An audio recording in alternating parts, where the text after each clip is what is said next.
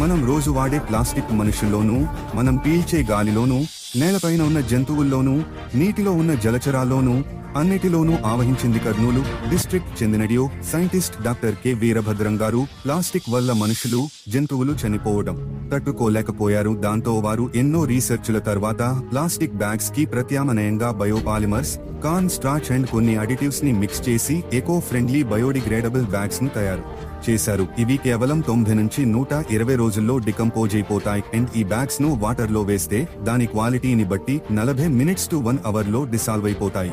మొదటగా ఈ బ్యాగ్స్ ను తిరుమల తిరుపతి దేవస్థానంలో లాంచ్ చేశారు. ప్రస్తుతండి బయోడిగ్రేడబుల్ బ్యాగ్స్ ను తయారు చేసే టెక్నాలజీని ఎలాంటి అమౌంట్ ఛార్జ్ చేయకుండా ఇండస్ట్రీస్ కి ఫ్రీగా షేర్ చేస్తుంది.